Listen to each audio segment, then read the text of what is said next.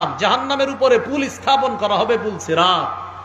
এই পুল সিরাত স্থাপন করার পর রাসূলুল্লাহ সাল্লাল্লাহু আলাইহি সাল্লাম বলেন, আকুনু আউওয়ালা মাইয়ুজিজু, পুল পাড়ি দিয়ে উপাসে সর্বপ্রথম যে যাবে সে হব আমি, নবী মুহাম্মদ সাল্লাল্লাহু আলাইহি সাল্লাম।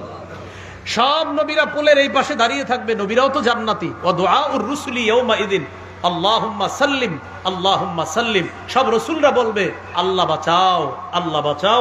রাসূলরা পর্যন্ত বলবে আল্লাহ বাঁচাও, আল্লাহ বাঁচাও। বিহি কালালিবু বিস্তু শাওকি সাদান, পুলের উপরে কাঁটা থাকবে সাদান গাছের কাঁটার মতো।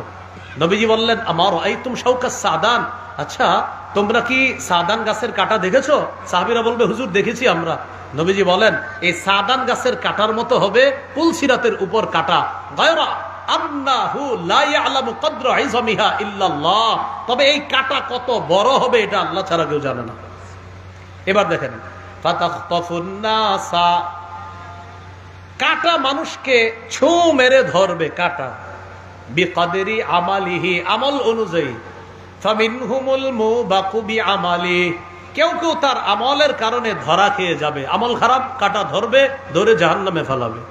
ওয়ামিনহুমুল মুখারদাল, কেউ কেউ সরিষা পরিমাণ ঈমান নিয়ে কোনো মতে হোঁচট খাবে, আবার যাবে, হোঁচট খাবে, যাবে, কাঁটা লাগবে, আমল লাগবে না, এইভাবে করতে করতে জান্নাতে চলে যাবে।